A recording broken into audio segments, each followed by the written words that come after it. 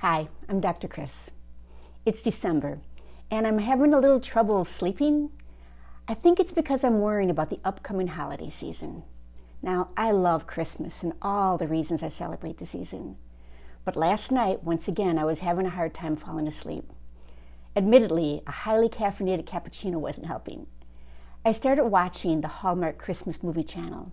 True story. 3 Hallmark movies later, which as everyone knows is really the same movie about the same characters in different locations, but they're all about hope and wonder.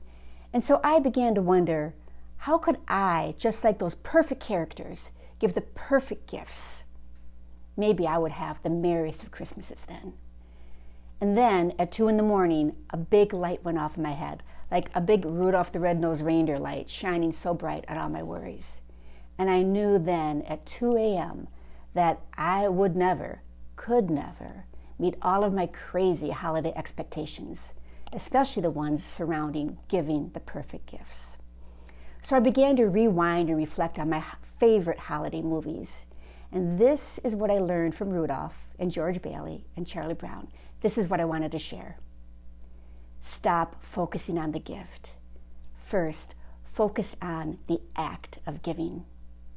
Second, when I know who I am as the giver, giving is so much better and easier, and everyone gets a little bit more of what they want. You see, I imagine God saying to me, Chris, I have made you with goodness and kindness and love. When are you going to use those for the purpose I intended? And I began to think, wow, I have been created to give. We are designed to give not from a position of power, not out of obligation, not because we think we're better than others, but because we have so much to give.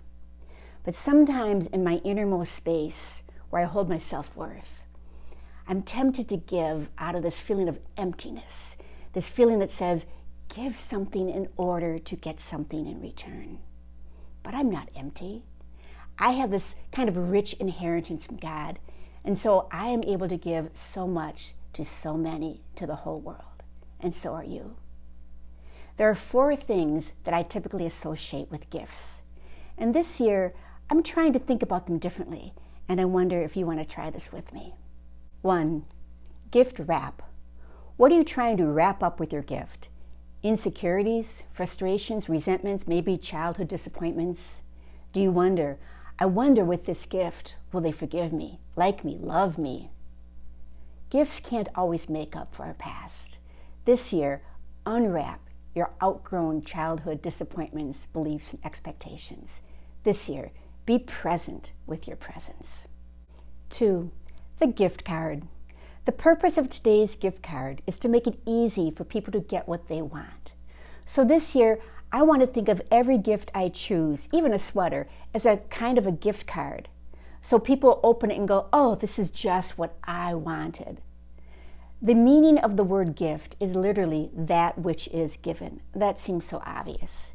And yet, unfortunately, some gifts seem to make us feel worse about ourselves, misunderstood, or like we're an afterthought. This year, I'm going to try to give a gift that tells the person, that allows the person to feel like they got just what they wanted, not what I wanted them to have. 3, the gift exchange. Gifts are a kind of a communication device. They speak for us when words can't. And the better we are at understanding our feelings, the better we are at giving gifts.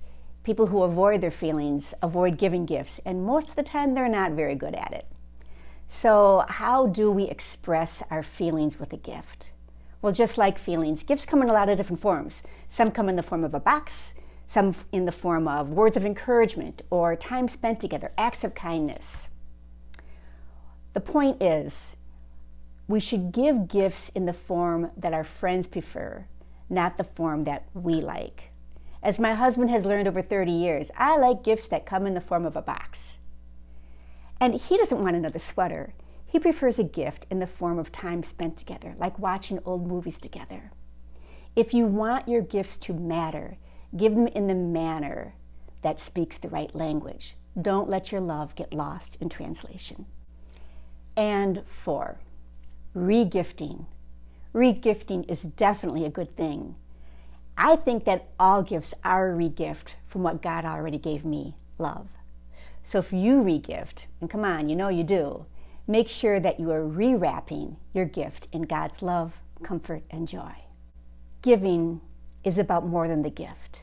This year, I'm believing that giving is a state of mind, heart, and soul.